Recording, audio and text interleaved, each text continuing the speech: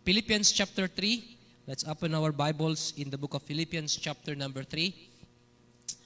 I want to deliver a message to you this morning entitled, New Year, New Beginning. New Year, New Beginning.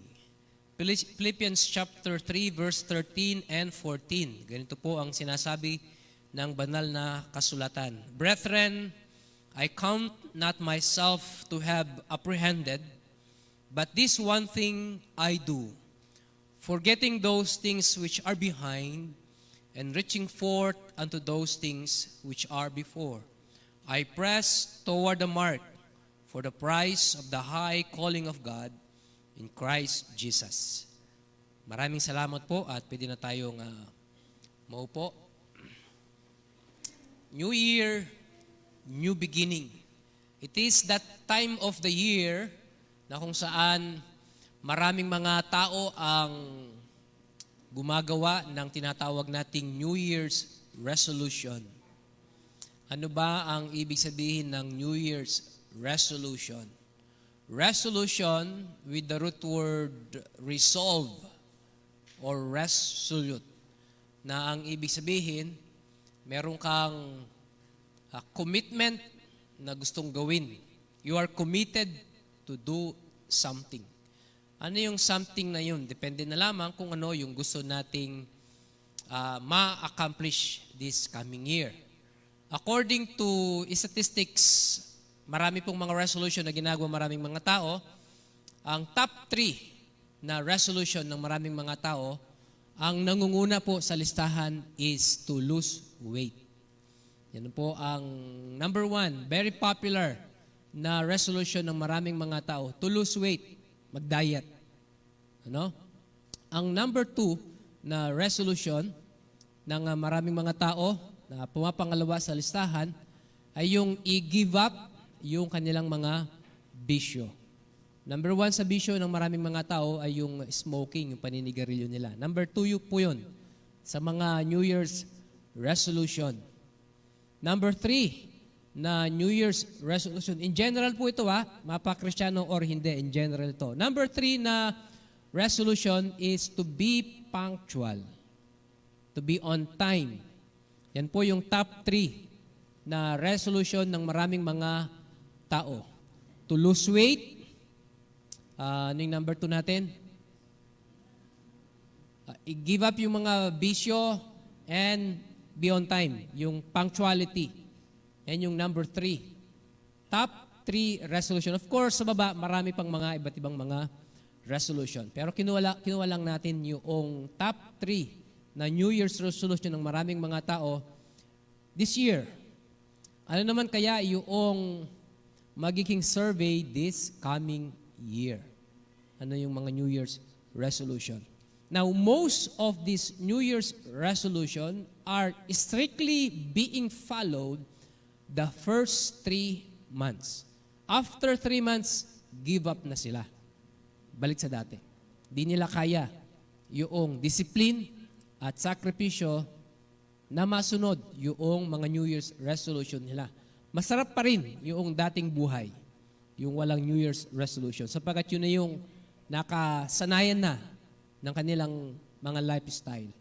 Pero sa mundo natin ng mga mananampalataya, uso ba yung New Year's resolution? Do we still make New Year's resolution? Now, even if we do we follow them? Nasusunod ba natin yung mga New Year's resolution nila? Now, according to Barna survey, ito po yung survey na ginawa sa mga churches. This is among Christians, sa mga mananampalataya. Ang top 3 na New Year's resolution ng mga Kristiyano. Number 1, is to be faithful in their giving.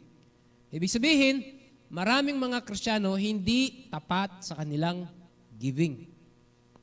So number 1 sa listahan ng mga New Year's resolution ng mga Kristiyano is to be faithful in their giving. Number 2 is to be faithful in their attendance. That is very ironic sapagkat mas madaling mag-attend kaysa magbigay. And yet, nasa top 3 na listahan yung pag-attend ng church. Pangalawa po yun. Number 1, yung maging faithful sa giving nila. Number 2, maging faithful sa pag-attend nila ng church. Number 3, New Year's resolution ng mga Kristiyano is to be faithful in Bible reading. Faithful in Bible reading. Alam nyo, itong tatlong ito is the basic sa growth ng isang mananampalataya. Ibig sabihin, dahil nasa top 3 ito sa mga New Year's resolution ng mga mananampalataya, most often than not, ito yung nanineglect, napapabayaan. Either unintentionally or deliberately, talagang alam nilang mali pero gagawin pa rin nila. And yet, kasama siya sa mga New Year's resolution. Ngayon, dito po sa church po natin, ano kaya yung mga naglalaro sa isip natin na mga New Year's resolution natin? Kung meron man na mga New Year's resolution natin. No? Do we believe in New Year's resolution? I don't see that in the Bible. However, I don't see anything wrong having New Year's resolution. Ano? Ako, ang New Year's resolution ko, hindi na ako maninigarilyo. Hindi naman talaga ako naninigarilyo. Parang tahimik nyo naninigarilyo ba si Pastor? Ano? Then number 2, hindi na ako kakain ng baboy. So pag naganda kayo, wag na kayong maghahain ng baboy. Hindi ko kakainin. Alam ko yung mga anak ko sabihin nila, Daddy, ikaw lang yun, kami kakain. New Year's resolution. Sometimes people make funny out of their New Year's resolution because they strictly follow them sometimes and sometimes they don't. No? Yung anak namin pangalawa, may diet siya na sinusunod. Ibig sabihin, hindi siya kakain. May mga araw na hindi siya kakain ng madami, may mga araw na konti lang kakainin niya. Then may tinatawag din siyang cheat day. Ano yung cheat day? Yung diet niya na sinusunod, hindi niya susundan muna. Dadayan muna niya ngayon. Kaya cheat day. Ang problema, every day is cheat day. Pero may diet siya. Ano? Hindi ko maintindihan yun. Ano? Kakain siya, anak, akala ko naka-diet ka. Cheat day ko ngayon. Napansin ko araw-araw cheat day niya. So parang baliwala yung diet na sinusunod niya. Okay? Ngayon punta po tayo sa pag-aaral po natin ngayong umaga. New Year, new beginning. New Year, new beginning. Hindi pa ba tayo pagod sa routine ng buhay natin? Walang nagbago, day in, day out. It's the same routine na ginagawa po natin. Pagising mo ng umaga, tilipas ang maghapon, then matutulog ka sa gabi. It's the same thing that we do almost every day. Walang nagbago. And sometimes we wanted to think na we want a change. We wanted something different na mangyari sa buhay natin. Magpaplano ka, magkakaroon ka ng goal. Itong 2024 na to, ito yung gusto kong gawin, ito yung gusto kong ma-accomplish, ito yung goal ko, magpaplano ako, ito yung mga hakbang na susundin ko para magawa ko yung mga plano ko sa susunod na taon. Then lumipas yung taon. Magbabagong taon na. As you make an evaluation of your life, napansin mo parang walang nagbago. Yung mga plano mo hindi nasunod, yung mga goal mo hindi nangyari, yung gusto mong gawin, hindi mo nagawa. It's the same cycle almost every year. Then as you sit down, nag-isip ka, bakit? Ano yung mali? Ano yung kulang? Saan ako nagkamali? Bakit hindi ko nagawa yung mga dapat kong gawin? Bakit ganito pa rin? At habang gumagawa tayo ng mga evaluation natin, nakikita natin kung saan tayo nagkamali. Yung mga failures natin, kung saan tayo huminto, saan tayo bumagal, saan tayo nagsimula uli, para ang tagal ng progress natin. Of course, hindi naman puro mali yung nangyari sa atin in the past. May mga nagawa din naman tayong tama. May mga naging mabuti din na mga nangyari. We make an evaluation. Ngayon, this year, ano yung gusto natin na mangyari? So, join with me sa pag-aaral po natin ngayong umaga, New Year, New Beginning. Paano tayo magkaroon ng bagong simula nitong bagong taon na to? Ang sabi ni Apostle Paul, brethren, this letter was addressed to the Christians in Philippi. At sinulat niya ito when he was in prison. Nasa kulungan siya. Ang theme ng Philippians is joy, katuwaan. In fact, ang sabi niya sa chapter 2, rejoice in the Lord. Again, I say, rejoice. Bakit nasasabi ni Apostle Paul sa mga mananampalataya sa Philippi? Malaya yung mga Philippian Christians. And yet si Paul sa kulungan, sabi niya, magalak kayo. Rejoice in the Lord. Matuwa kayo. Paano niyang nasasabi yun habang nasa kulungan siya? Wala akong nakitang taong masaya na nasa kulungan. Malungkot lahat sila. Nakakulong ka eh. You are a prison. You don't sense the freedom. And yet, ang mensahe ni Paul sa mga Philippian Christian is to be joyful, to rejoice. Why? Yung lugar is not a basis for Paul's happiness in life. Kung ano yung ginagawa niya para sa Panginoon. Explain ko lang sa inyo itong mga sinabi niya dito. I count not myself to have apprehended. Now, the word apprehended is a very strange word sa ating lahat. Hindi natin malimit, ginagamit itong word na to. Saan ba ginagamit yung word na apprehended? Kapag merong isang kriminal na hinuli, ang tawag natin doon apprehension. O apprehended. Nahuli siya. Apprehended. Kapag merong isang teacher, nagtuturo siya, at kung ano yung naiintindihan ng mga bata, mga estudyante sa tinuturo ng teacher, ang tawag natin doon apprehension. Pag meron akong sinabi dito, for an hour and a half, nagsasalita ako, hindi nyo na matatandaan lahat ng mga sinabi ko dito, pero yung nag-stick sa isip nyo na naaalala nyo, ang tawag natin doon, apprehension. Kung ano yung pagkaintindi nyo. Apprehension. And there we get the word apprehended, na ang ibig sabihin, conceive or understanding. Pagkaalam, pagkaintindi. At ang sabi ni Apostle Paul, hindi ko ibinibilang ang aking sarili na alam ko na lahat, na naiintindihan ko na lahat. Now, sinabi ni Apostle Paul to because he is a well-accomplished man in his secular life and in his spiritual life. Sa kanyang secular life, nung hindi pa siya nakakilala sa Panginoon, ang pangalan pa niya nun ay Saul. Pinepersecute niya yung mga mananampalataya. Pinapakulong niya, pinapapatay niya. At akala niya yung ginagawa niya ay ginagawa niya para sa Panginoon. Ito yung kalooban ng Panginoon. And being a member of the Sanhedrin, meron siyang impluensya. Meron siyang person. Well-accomplished siya in the secular world. But when he was converted, nung nakakilala siya Panginoon, na-save siya, naging Christian siya, nagbago yung buhay niya. And even after his conversion, well-accomplished pa rin siya. He was able to start number churches, 14 to 16 churches. In fact, yung mga apostles dito sa New Testament, yung mga epistles dito sa New Testament, siya ang nagsulat.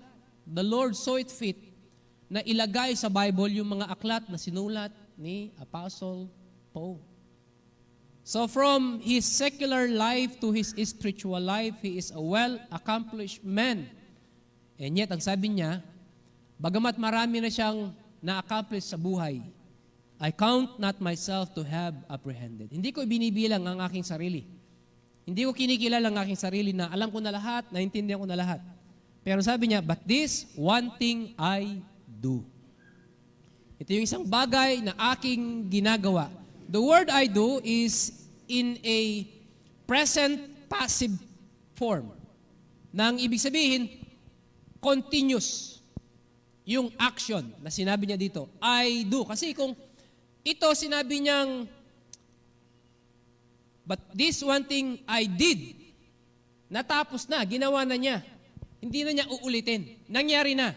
Pero sabi niya, but this one thing I do. Ibig sabihin, patuloy niya itong ginagawa. Tuloy-tuloy. Hindi lamang one time. Tuloy-tuloy. Ano yun?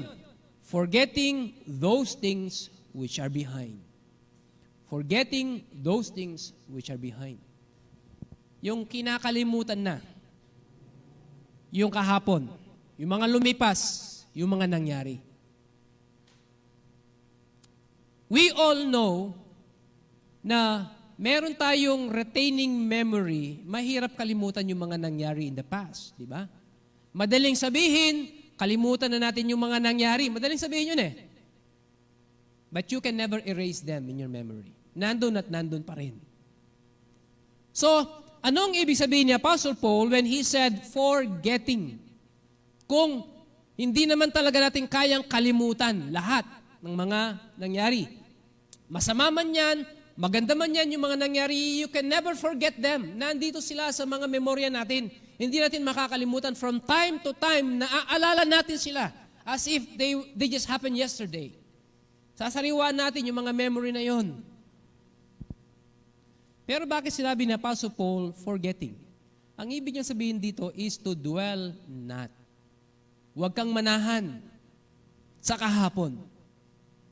Paano bang ibig sabihin nun?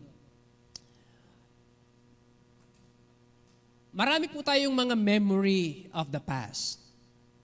Di ba? Yung paano ka niligawan ni Mr. noon. Alam na alam niyo pa yun. Saan kayo unang nag-date? Alam na alam niyo pa yun. Sino bang gagawin kong example dito? Si Sister Levy. Yan. Naalala niyo pa ba kung saan kayo unang nag-date ni Brother Oscar noon? Saan po? Baguio. Tama ba yun, Brother Oscar? Baguio? Hindi Cavite, ah. Si Sister Sally. Ano yung pinakaunang binigay ni Brother Joe sa inyo? Flowers. Flowers ba, Brother Joe? Hindi chocolate? Sigurado kayo, ha? Kasi kapag ibang sagot nyo, baka iba yung pinagbigay nyo. Delikado. Ano? Si Jackie. Saan kayo unang nag-date ni Joseph? Alabang. Saan sa Alabang? Starbucks. Tama ba yun, Joseph? Starbucks? Starbucks, ha? Hindi Coffee Bean, ha? Alam na alam pa natin yung mga memory na yun. Di ba? From time to time, pinag-uusapan ninyo. Naalala nyo. Pero kapag araw-araw, inaalala nyo, pinag-uusapan nyo, ibig sabihin, you dwell on that memory. Nananahan kayo sa memory na yon. Araw-araw wala na kayong ginawa kundi alalahanin yung nangyari na yon. That is dwelling in the past. At ang sabi ni Apostle Paul, do not dwell in the past. There's nothing wrong na paminsan-minsan naaalala natin yung mga nangyari kahapon. Yung mga lumipas. Yung mga good memories, mga bad memories. There's nothing wrong na alalahanin natin ang mga yon once in a while. Pero sabi ni Apostle Paul, yung wala ka nang ginawa sa buhay mo, day in, day out, araw-araw, yun na lang ang iniisip mo. Kapag yun ang ginawa natin, napakahirap mag-move on sa buhay. Kasi nagpapabigat sa atin yung mga nangyari in the past. Okay? So, bakit inalaw ng Panginoon yung mga nangyari in the past? Yung mga mabubuting nangyari, hindi kailangang pagdebatihan ng mga yon, dapat lang na mangyari ang mga yon. Kasi magandang mga yun eh. Pero yung mga hindi magandang mga nangyari. Nagtatanong tayo minsan, bakit pinayagan ng Diyos na mangyari ang mga yun? Samantalang meron naman siyang kapangyarihan to control it. Pigilan na mangyari yon. May namatay, may naaksidente, may nagkasakit, may nasunog, may nawala. Iba't ibang mga pangyayaring kung pwede lang, mapigilan natin na mangyari, and yet, God allowed them to happen. Why? Number 1 po, sa points po natin, it is for our learning. Yung mga nangyari in the past, it is for our learning. Para matuto tayo.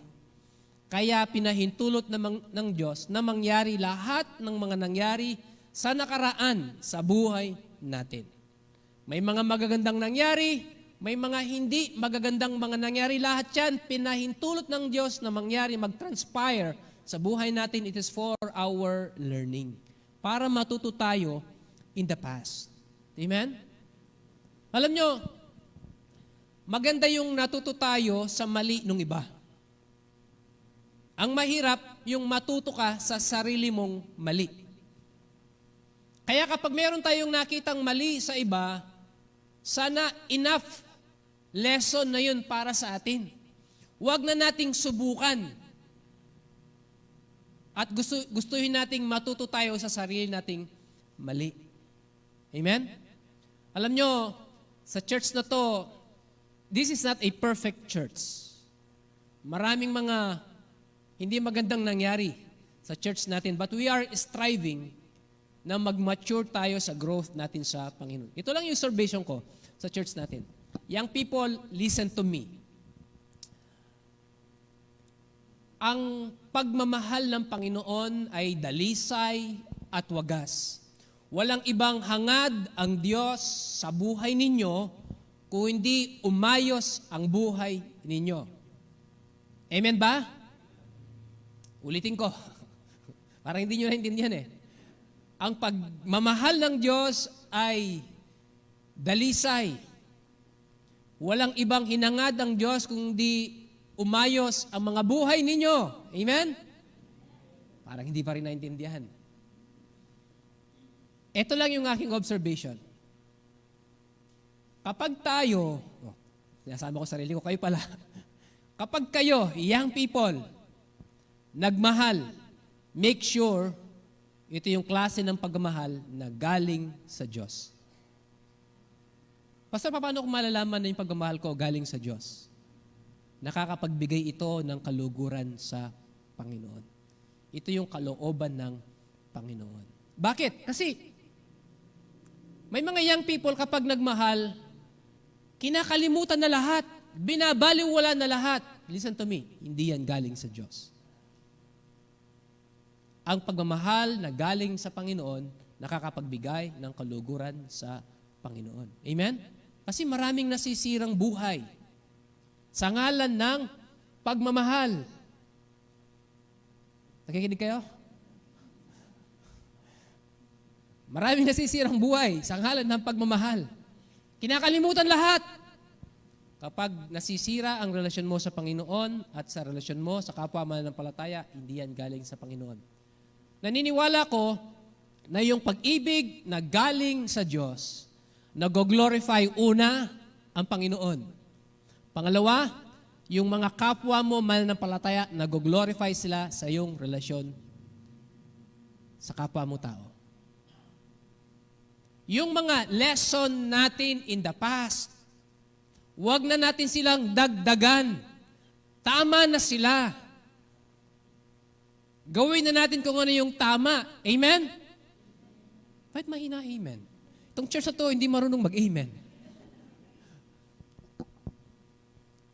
So, pinapahintulot ng Diyos na mangyari lahat yon. Hindi ko na iisa-isahin lahat ng mga nangyari. It is for our learning, para matuto tayo. Amen? Ngayon sana, matuto naman tayo. Kung naging lesson sila sa atin, huwag nating idagdag ang sarili natin na maging lesson sa ibang mga buhay. Tama na nakita natin yung mali sa iba. Yung mga past victories natin, pinahintulot ng Diyos na ma-achieve natin ang mga yon para magkaroon ka ng confidence to do even better sa future. Huwag tayong makontento na may na-accomplish ka na, may nagawa ka na, ito na yung narating mo, ganito na ako ngayon. Okay na ako. As long na buhay ka, as long na may pwede pang gawin ng Panginoon sa buhay mo, don't stop thriving. Don't stop making yourself better. Because you can still do greater things for God in life. Hindi pa tapos ang Panginoon sa iyo.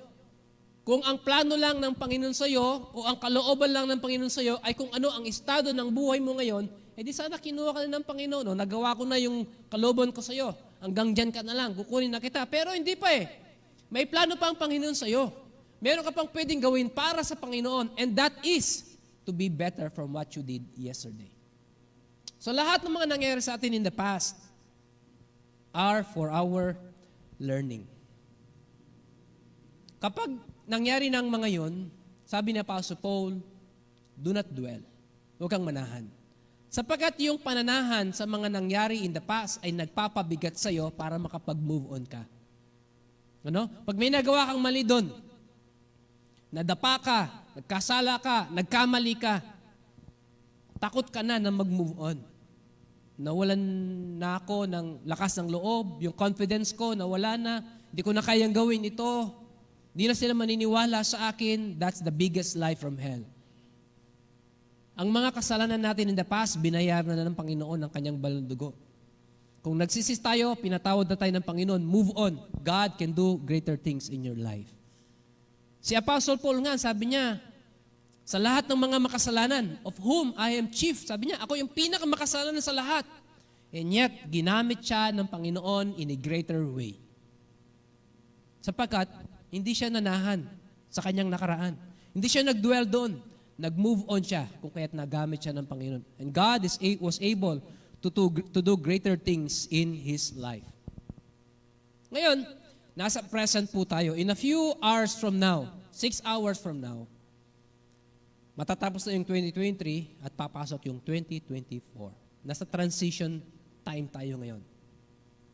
Nagpaplano tayo ng mga gagawin natin in 2024. Nagpaplano tayo ng mga goals natin in 2024. Ito yung mga pupuntang kong lugar, ito yung mga kakainan kong lugar, ito yung mga papasyalan ko, ito yung gagawin ko, ito yung bibisitahin ko, ganito karaming pera ang iipunin ko, magtatrabaho ako, magninegosyo ako, magsisipag ako, magiging tapat ako, maglilingkod ako. Marami tayong mga plano, but do not forget to live in the present. Meron kang kasalukuyang buhay. Minsan sa sobrang pagpaplano natin for the future, nakakalimutan nating mabuhay sa present natin. Learn to live in the present. Live in the moment. Alam nyo, yung cycle ng buhay natin at age 3 or 4 years old, nagsisimula ng mag-aral yung bata. Tama ba? Yung mga teacher natin, anong edad? Simulang mag-aral ng bata. Nursery, anong edad yun? 4, yan. Yung mga inaalagaan, naglalaro lang sa nursery. 4. For the next 19 years, nasa school sila. At age 23, 24, gagraduate na sila ng college. Then magtatrabaho sila. Kayod kalabaw, sapagkat gustong tulungan ang magulang na maiahon sa kahirapan ang pamilya. Habang nagtatrabaho siya, yung mga magulang hindi hihinto sa pagtatrabaho sapagkat may mga kapatid pa ring nag-aaral. Kayod kalabaw. Pagod maghapon, puyat sa gabi, kulang sa pagkain, babagsak ang katawan. Pag tumanda, doon niya aanihin yung pang-aabusong ginawa niya sa katawan niya. Kulang sa tulog, kulang sa kain, puro trabaho na lang. Nawala yung kalusugan para lang kumita ng maraming pera. Nung nagkaedad, marami siyang pera, pero yung kalusugan wala na. So anong gagawin niya? Yung lahat ng naipong pera, gagamitin niya para maibalik yung nawalang kalusugan. Babayaran niya yung mga doktor, mga espesyalista para lang gamutin yung mga sakit niya. So anong nangyari sa buhay niya? To gain wealth, he loses health. In his old days, to gain his health, kailangan niyang i-lose yung wealth niya.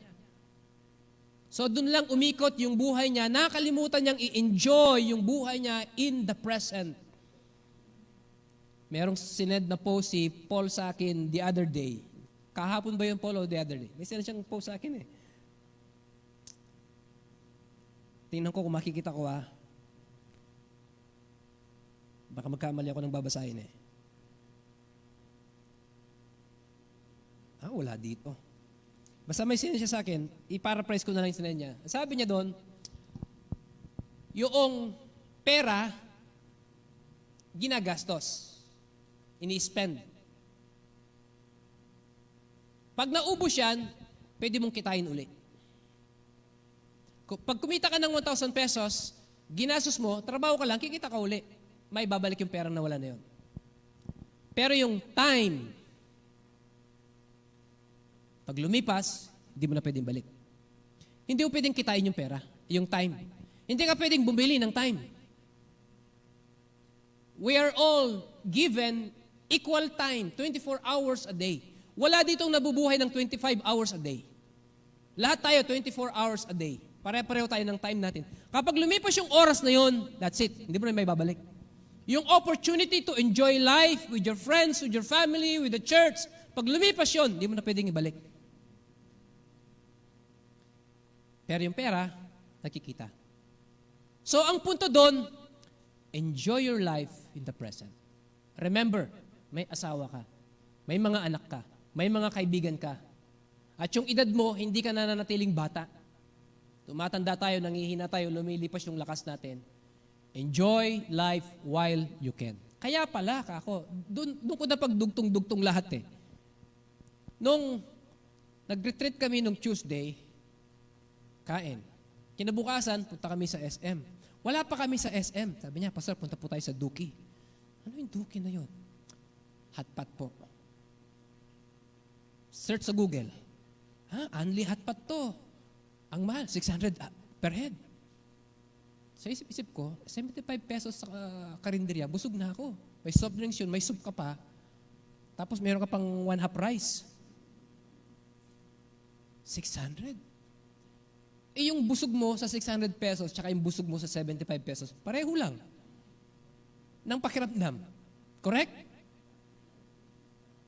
Kumain ka sa karinderya, nabusog ka. Kumain ka sa mamahaling restaurant, nabusog ka. Anong pinagkaiba ng dalawang yung sa feeling? Pareho lang. Wala ang pinagkaiba. Pero sabi ko sa isip ko, enjoy life. Kumain kami doon, Duki. May nga paras ko. Ang hang pala. Kain kami doon. Pagkakain, habang kumakain kami, yung mga young people, bahala sila sa mga buhay nila. Pasyal-pasyal sila doon. Kain sila sa gusto nilang kainan. Yung pag ako nabubusog, gusto ko matulog. Sabi ko, tulog tayo. Punta kami sa van. Hindi ko aircon. Tatulog kami. 1 hour and a half ata ang tulog namin. Paggising namin, sabi ko, Starbucks tayo. Sarap ang buhay namin. Pasok kami sa mall. Harap ng Starbucks. Ang haba ng pila. Iniwan namin. Naghanap kami ng ibang mapagkakapehan. Coffee bean. Nagkakape kami, tapos meron kaming cheesecake. This is life. Nung tapos na kami, naglakad-lakad kami, nakita namin yung mga young people. Alam, nakaupo sila. Nangapagod na sa kakalakad. May nakapag-rides na sa inyo doon? Ha? Sino nakapag-rides sa Skyruns? Meron? Wala. Baguio. Mahilig kayong mag-rides doon, hindi naman kayo nakapag-rides. Nakapagod silang lahat. Sabi ko, Paul, punta tayo sa Lakeshore. Mas mura rides doon. O, chat, naipon silang lahat. Punta kami sa Mexico. Sa may Lakeshore. Mura lang ang 50 pesos. Tapos mag-rides ka na doon. Nagkainan kami doon. Namasyal kami doon. Sino nakapag-rides doon sa Lakeshore? May mga nakapag-rides? O, kita nyo? Magkano rides? Magkano rides doon? Ha? 70 kontra 350 pesos sa Skyruns. Di ba? Nag-enjoy pa kayo. Si Kelsey nag-enjoy doon. Napagod kami sa kanya. Umuwi na kami. 10 o'clock, nakauwi na kami. Ba, kinabukasan, nag-aaya pa si Paul. Sabi ko, ang dami niyang pera. Kaya naubos pera nito. Gusto pa mamasyal ka ako. Webes yun Hindi ako lumabas. Di ba ako lumabas ng Webes? Webes yun. Tapos, kinabukasan, nakita ko, nagsasamji sila. Ba, hindi mo ubos-ubos ang pasyal nito. Ako ganun. Tapos, Sabado, nag-send siya ng post. You spend your money, kikitain mo uli. Pero yung time, di mo na makikita uli. Sabi ko, kaya pala. Ini-enjoy niya yung present niya. Yung buhay niya ngayon, ini-enjoy niya. Kasi kapag nag-asawa siya, di na niya magagawa yan. Ini-enjoy na niya. Amen? Anong ibig sabihin dito? Sabi ni Apostle Paul, I count not myself to have apprehended. Hindi ko sinasabing alam ko na lahat, naintindihan ko na lahat. But this one thing I do, forgetting those things which are behind and reaching forth unto those things which are before. Bagamat may mga plano ka in the future, don't forget to live in the present. Paano mong ma-enjoy yung present? Na hindi maaapektuhan yung future mo. Minsan kasi sa sobrang enjoyment mo sa present, pati yung mga hindi na dapat ginagawa natin, then naapektuhan yung future natin. Mga gagandang plano, hindi na matutupad. Yung mga goals mo, hindi mo na magagawa sapagkat nagkamali ka ng buhay in the present. Paano mong ma-enjoy yung present na hindi maapektuhan yung magandang kinabukasan mo? How to live right in the present? Live for God's glory. Mabuhay ka para sa kaluwalhatian ng Panginoon. Yung klase ng buhay na ma-inspire mo yung mga young generation. Na pag nakita yung buhay mo, gugustuhin nilang ganun din ang maging buhay nila. You inspire the young generation to the kind of life that you are living right now. At anong klaseng buhay yun? Number one, do right in every situation. Gawin mo kung ano yung tama sa bawat sitwasyon. Hindi basta masaya, gagawin mo na. Merong mga mag-e-enjoy ka for a moment, but after that, suffering. Do what is right. Pwede ka namang mag-enjoy na tama yung ginagawa mo. Amen? Do right in every situation. Kahit walang nakakakita sa'yo, do right. Sapagat ang Panginoon, nakikita niya tayo. Second, serve God, have a ministry. Maglingkod tayo sa Panginoon. Magkaroon tayo ng ministry. Huwag po kayong pumayag na lilipas sa isang linggo, nakaupo lang kayo dyan. Maghanap kayo ng ministry na pwede kayong makapaglingkod sa Panginoon in any capacity na alam ninyo. Then number 3, be generous. Sabi ko nga kanina, ang pera pwedeng kitain. Be generous. Alam niyo ba that the happiest people in the world are the people who give? Yung mga generous na mga tao. Sila yung mga pinaka masasayang mga tao sa mundo. You want to be happy? Be generous. Yung mga Scrooge, sila yung mga malulungkot na mga tao. May pera sila pero hindi sila masaya. Why? Sabat hindi nila na-experience yung joy na nararamdaman na nagbibigay. Be generous. Simple lang. Paano ka mabuhay ng tama in the present? Do right in every situation. You serve God, have a ministry, then be generous. Number 3, nasa future na tayo. Looking into the future. Looking into the future. Sabi ni Apostle Paul, reaching forth unto those things which are before. Reaching, again, this is a present tense. At nasa continuous form siya. Reaching, ibig sabihin, huwag kang huminto na abutin yung mga gusto mong mangyari, yung mga pangarap mo in the future, huwag kang huminto na abutin. Ngayon, tayo mga Pilipino, mahusay po tayong mangarap. Mahusay tayong magplano. Ito yung gusto ko, magiging doktor ako, magiging teacher ako, magiging engineer ako. Ito yung magiging buhay ko. Pero wala ka namang ginagawang hakbang in the present para maabot mo yun. You will never reach your destination kung wala kang ginagawang hakbang ngayon.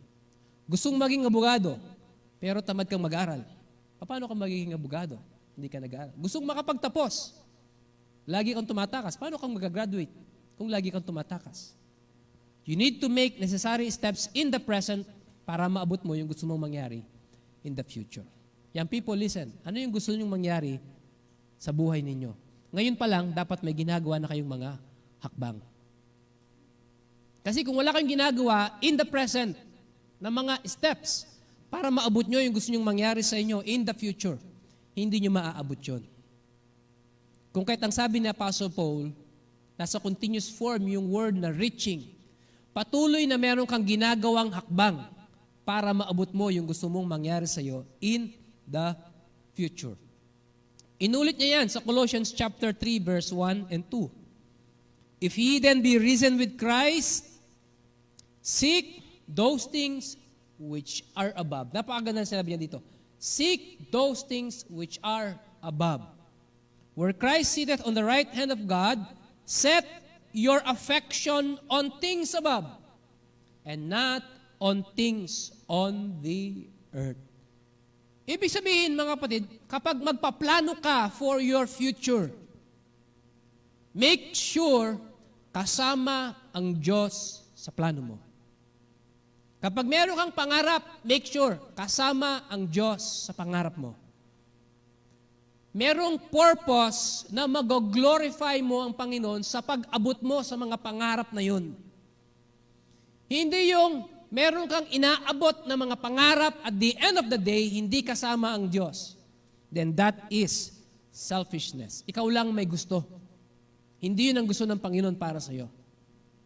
Pero kung gusto mo na i-bless ng Panginoon yung pangarap mo, kung gusto mo na samahan ka ng Diyos sa pag-abot sa mga goals mo sa buhay, then make sure kasama ang Panginoon sa mga plano mo.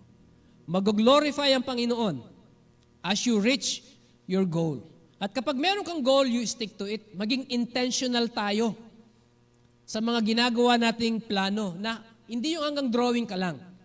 Meron kang gagawing mga hakbang para maabot mo yun at sasadyain mo na gawin mo talaga. Sa madaling salita, mga kapatid, magiging masipag ka. Tama? Sabi ni Pastor Kison, the formula for success is work. There's no other formula for success. Work. Magtrabaho. Magsipag. Walang taong yumaman na tamad. May mga mayaman dahil nagmana sila. Pero pag naubos na yung mana nila, babalik sila sa dati nilang buhay. Always make sure every goal has a purpose to bring God's glory. Without God included in your plan, is selfishness. So bago kayo gumawa ng mga goals ninyo for the coming year, make sure kasama ang Panginoon sa goal ninyo.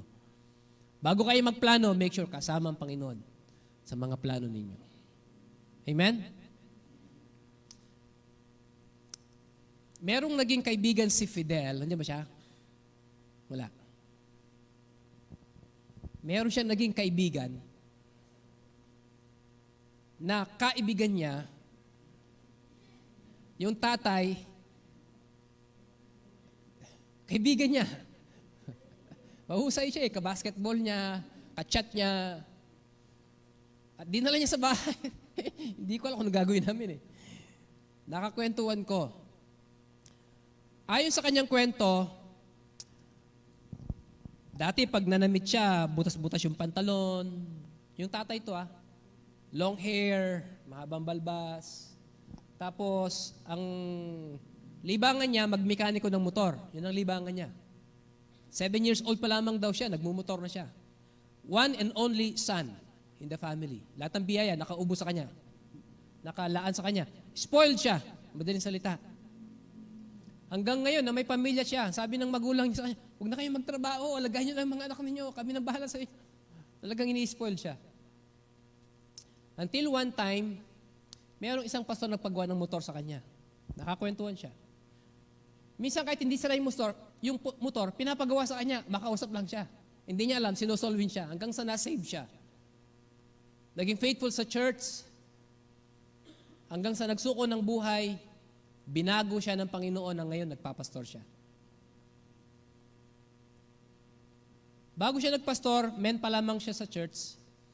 Mayroon silang biniling motor na hindi na siya nakabuo. Wasak-wasak na siya yung mga pyesa, nakabatsa na lang. Tapos yung chassis, nandun na lang sa tabi, nakasandal. Naghihintay na lang na may dadaan na bakal bote, ibebenta doon. Binili nila ito, 3,500 pesos. Isang batsyang mga pyesa at saka yung chassis ng motor. 3,500, binili nila. Then, ang sabi niya, Brad, kaya mong i-assemble yan? Kaya po, Pastor. Pinagtiyagaan niya, in-assemble niya. Siguro gumastos daw sila ng mga 5,000 sa mga bagong piyesa na binili nila para ma-assemble lang yung motor. So, total, 8,500. May motor. Ito yung motor ngayon. Ayan. Sige. Yan. Ito yung motor ngayon. Yan yung nakabatsyang motor. Ngayon, nakatayo na at ginagamit sa church panghatid sundo ng mga bata.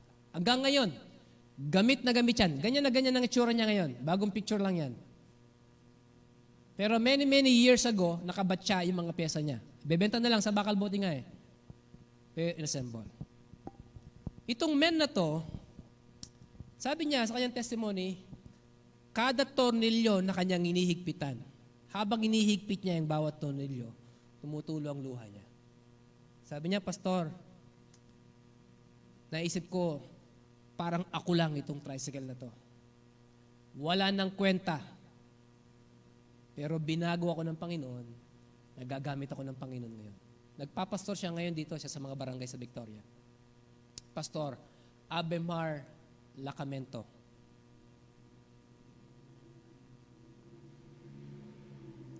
What is your goal in life? Kontento ka na ba sa buhay mo ngayon?